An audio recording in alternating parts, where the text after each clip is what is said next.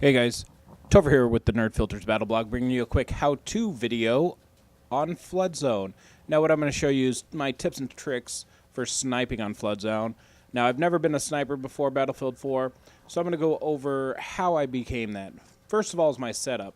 I use the SRR sniper rifle, the Raffica. I have tugs, and also I have the binos. Now the first thing I do is in this gameplay is I come up here to my nest. Now, this is my little area. This is my favorite place to snipe from because you have a pretty good vantage point of the whole battlefield. In this, you can see pretty much every little nook and cranny, and you have complete overwatch over the battlefield. You also have a place to hide. You throw down a tug on the inside, and you have pretty much this whole corner covered. Now, a couple times I do proceed up to the end of this little plateau up here, but generally I stay in this exact area here, patrolling the doors, making sure nobody's coming up behind me, and hitting the guys as I can.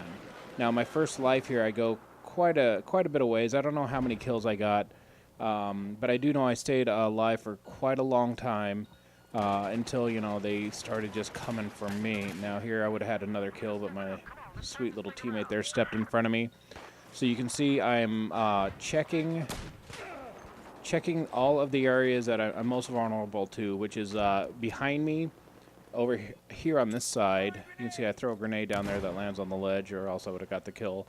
And also directly across from that my little nest here to the little sniper corner. Also, my next area that I'm vulnerable from is the rooftop that's kind of across the way a little bit here. So you can see I'm going to check this side here. And then I'm going to, well, actually, it looks like I have a sniper or somebody trying to get me on my tugs. But when I get the binos out, I check the same areas over and over again. Now here, this guy took out my tug, and now I'm completely helpless, it feels like. The first thing I do is ask for ammo, because if support throws down an ammo box, you can see I'm checking this guy's kit, who I killed. If I can get another... if I can get somebody that's a support class, I can get another tug. Now, this guy runs down. I'm checking both of the areas that he can come out of, and then as I look towards the door, I'm expecting him to come up behind me. I actually turn off my laser sight, because that's a dead giveaway of where you're at. So I'm going to come across here. I'm not going to trust my blueberries. I'm going to make sure that I'm clear on both sides, and now I'm actually going to start moving. And generally, if I have a tug, I stay with that tug. But if I don't have a tug, I will become more mobile and kind of get out of where everybody knows I'm at this point. You see I get a quick kill here. I've actually that guy probably took some damage from another player. So once an opposing player takes one bullet with this SRR, I pretty much can hit him anywhere in his body. And that's the technique I actually use. If I'm fighting with infantry like I am kind of right now, I might not go directly for the headshot. I'll go ahead and try to body shot him, because I know if one of my guys takes him out or hits him with just one stray bullet, then he's good to go. Also, like in situations like this, if somebody was to charge me at this point, like right here, I have him, and I would actually... I knew I was screwed once I kind of came back around the corner. But if the first guy wasn't there, I would have pulled out my my Raffica, and I would have just popped him with one bullet, easy peasy. And I would have moved on with my day. Another area, obviously, that every sniper uses is here in the back corner. Now, the reason why they are is because there's a 50 cal sniper up there, and also because there's a couple good vantage points. Now, I'm not actually going to go to the top here in this life. I actually prefer to be down here and just kind of run like a sniper support, basically, for the guy up top. And I'm basically just watching this roof across the way. I can take cover. This is a fail right here, man. That should have been a kill, but I missed him, and now I lost my opportunity. So I'm just going to basically be watching that rooftop, and then I can also get up to that sniper nest if people come down to the end where I said I hardly ever go. I, of course, have tugs behind me, so at this point I know somebody's coming, and I don't know what's going on here, but my Raffica must have been set on single shot. That's a pretty nifty grenade in there. I do save my grenades. I don't just waylay them across the battlefield like Zach does. So yeah, and here I'm showing you, why I don't go down there towards the end. I'm gonna pull out my my bino, and I can see a guy in the window, and there's also a guy up top. I don't know how I missed that one, but now down here in the end, if it was me, I'd be back, and I would be covered by that green building. So that's why I don't go down to the end there. But I do love this little area here. I have pretty good field of vision. Except I missed my shot, and then I hit the pole. And then when I finally have them in my crosshairs, it's a miss. It's a nifty little shot there. And you can also get that back far corner. Barely. Again, we have another guy coming. I have a teammate coming. I think I'm clear. So I'm going to take a chance, reload my gun. That's one thing I do need to get better at, is reloading.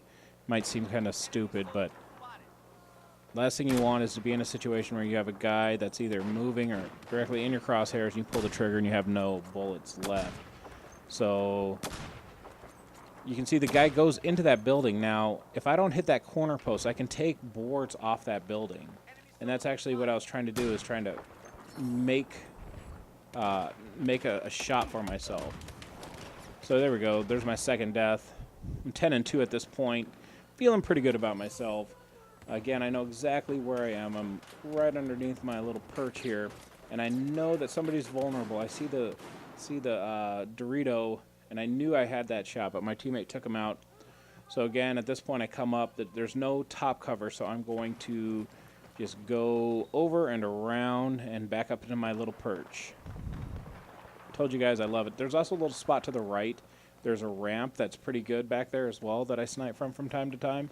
Kind of depends on what the situation is. So, yep, throw down another tug. You know I love it. And I'm going to check over here first. Check that rooftop right there. I hear some fire. I don't know where it's coming from. So I'm going to check my vulnerable spots, like I said.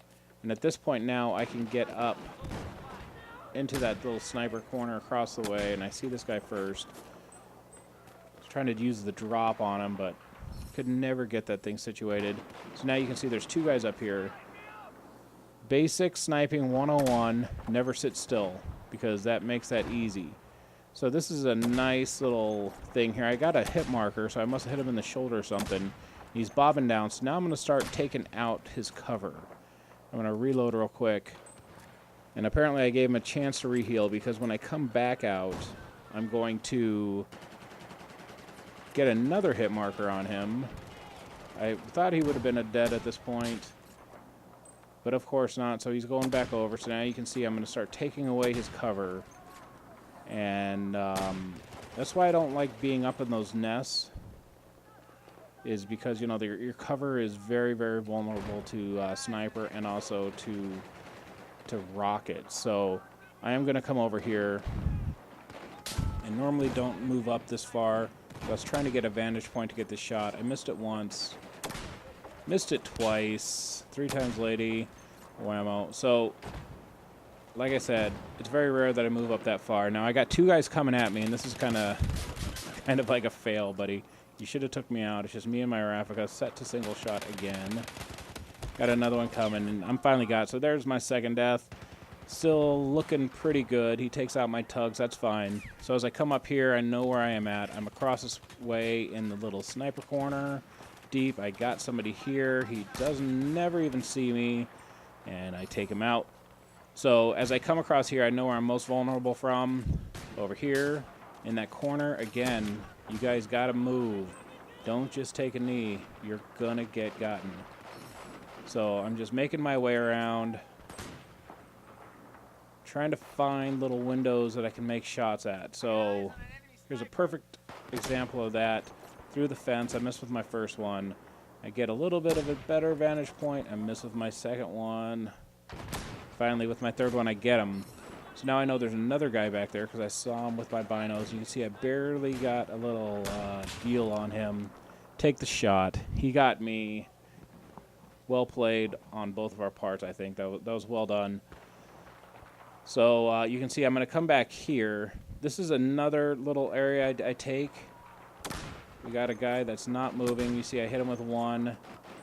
And at this point, I get that assist counts as kill. So that was a fair way of taking care of that guy. Give my teammate a chance to get a kill. Get that guy long range. I'm looking pretty good. You can see why I love this spot, because you can move up and down and use vertical as well as horizontal for cover. So you can move up and down and get rid of it. Now, I didn't put that tug back further enough. Normally I put it back there in the corner where that guy was, and I probably would have picked him up earlier, but it was too late. So I'm going to spawn right in here. A guy directly across the way. Just going to chip away at his cover. Go ahead and get that headshot. You see those marksman ribbons, or merksmen as we call it here. We love that in this house. So this is one of my final spots I like to use. I don't use it very often because you're really limited on your target area. You can see I got a guy back there. I'm going to go ahead and get him with one hit marker. Hopefully I get him here with another one. Maybe not. But I did hit him once. So now I know that they know where I'm at. Oh, obviously I edited the video there for time. And I'm going to continue, and here we go again. You can take out this cover as you go. And I get the final kill. I hope you guys had liked it, found it informative. Please like, comment, subscribe, favorite. Visit thenerdfilter.com. Check us out next Monday for another how-to. We'll see you later. Bye-bye.